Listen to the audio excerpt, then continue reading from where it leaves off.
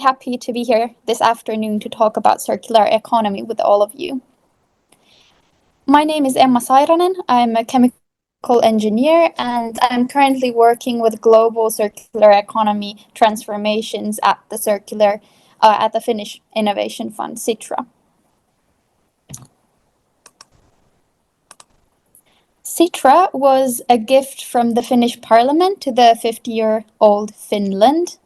And since we were founded in the 1967, our mission has been building the successful Finland of tomorrow. Today, our vision is a fair, sustainable, and inspiring future that ensures people's well-being within the limits of the Earth's carrying capacity.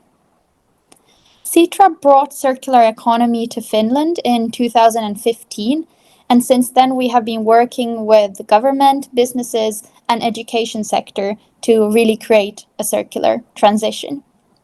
Since 2017, we have hosted the world leading circular economy event, the World Circular Economy Forum, that has traveled around the world from Japan to Canada to Rwanda, and this year we are going to Brussels with the aim of speeding up global transitions to a circular world.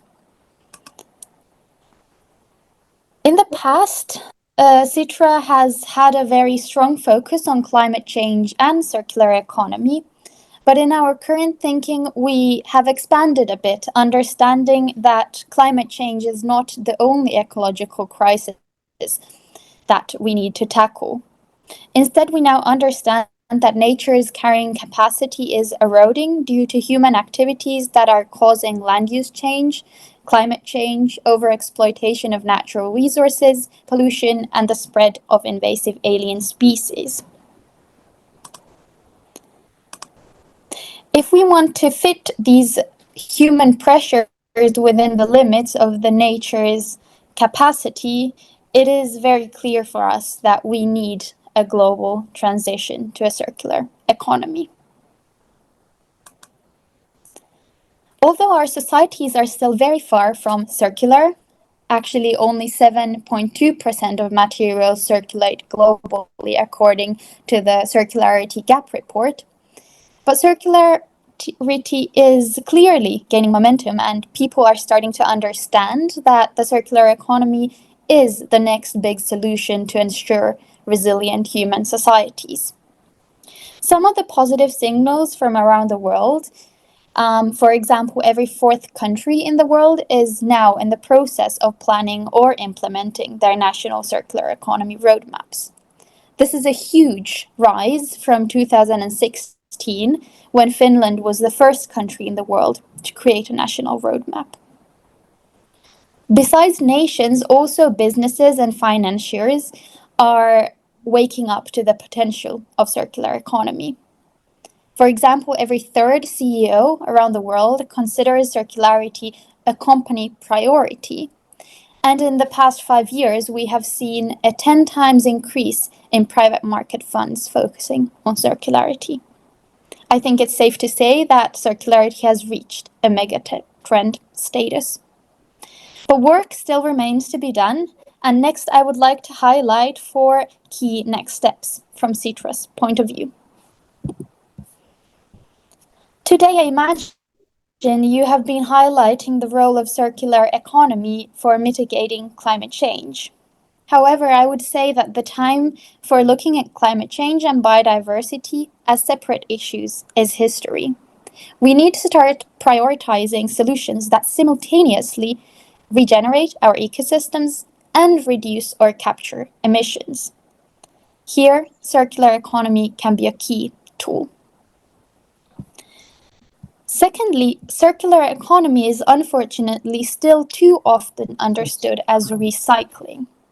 However, if we want to maximize the value of what we already have, we need to start utilizing the full potential of all 5 circular business models.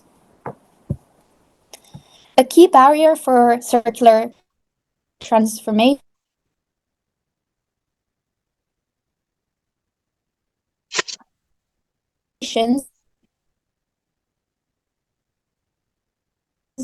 remains provided with the skills and capabilities to really get their hands dirty and do the work.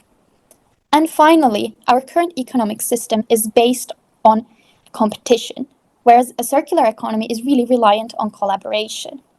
Therefore, to make the magic happen, we need to start collaborating across value chains, across sectors, and across actors. Let's elaborate on each of these 4 points a bit.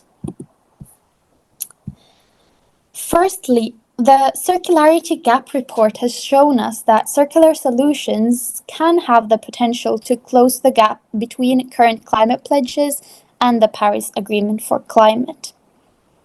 In addition, at Sitra, we recently did a modeling exercise with Vivid Economics about the potential of circular economy to halt global biodiversity loss. The good news is that circular transformations in 4 key sectors, namely the food and agriculture sector, forestry, construction, and textiles, can halt and reverse global biodiversity loss already by 2035. In Citra's scenario, we modeled actions like shifting from land-intensive proteins to less wasteful and land-intensive alternative ones. We modeled having global food waste, regenerative agriculture and forestry, as well as doubling the use rate of textiles. All in all, in our circular scenario, we showed that globally we would be able to spare 280 million hectares of natural forests. This is an area roughly the same size as Argentina. In addition, we would be able to free up agricultural land corresponding to 1.5 times the size of the European Union. These land use changes would allow us to sequester 1 gigaton of CO2 by 2050, which I think very clearly demonstrates that circular solutions can be a win-win solution both for climate and biodiversity.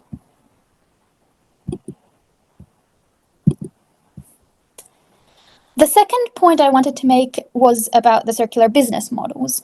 So we need to start looking beyond recycling at all of the business models, namely product life extension, product as a service, sharing platforms, renewability, and finally, efficiency and recycling.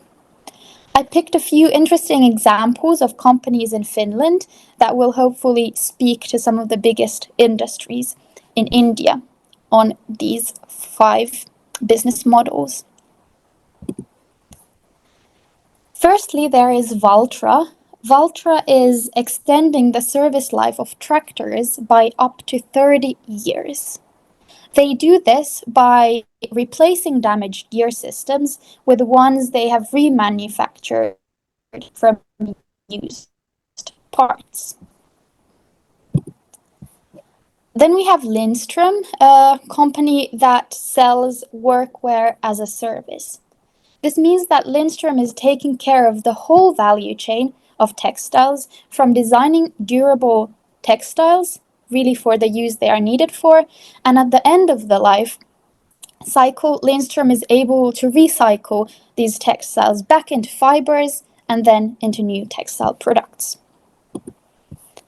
Fiksuruoka is an online platform that makes it possible for consumers to save both money and surplus foods from ending up in waste. The way how they operate is that they buy food that is about to end up in waste from shops, and then they sell this to consumers with discounts as a normal online store. Then we have Soil Food. Soil Food is using the side streams from forest, biofood, and chemical industries and turning these side streams into fertilizers that simultaneously regenerate soils and turn agricultural fields into carbon sinks.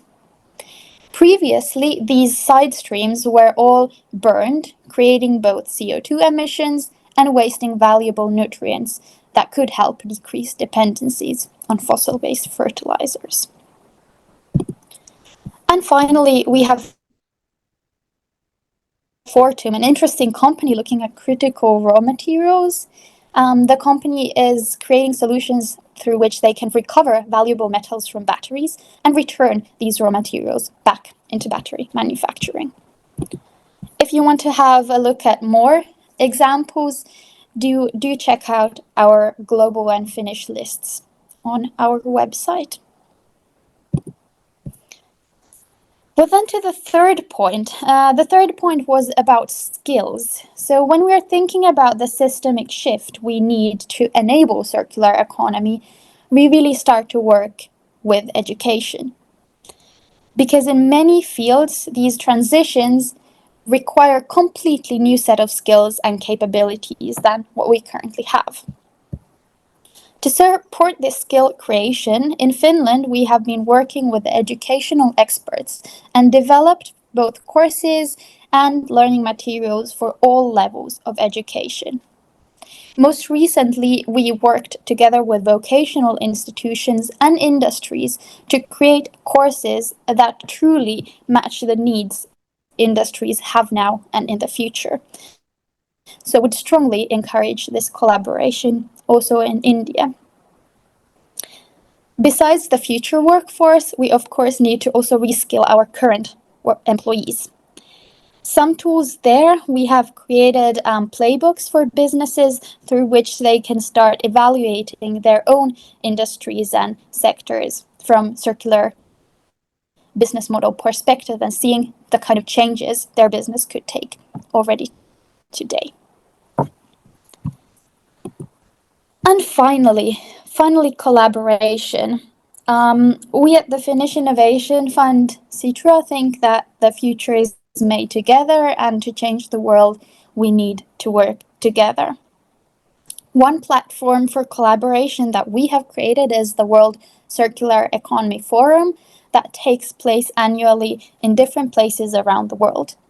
This year, we will be in Brussels in April, bringing together world leaders from Asia, Latin America, Europe, Africa, to discuss the next steps for circular economy. We would be honored if some of you want to join us either online. Online registration is open for anyone at wcf2024.com, or if you think you should be one of the very few invitees who get an invitation to the live forum, do send us a message and we'll see what we can do to support you. But otherwise, that was my main messages, and happy to still answer some questions if there is time.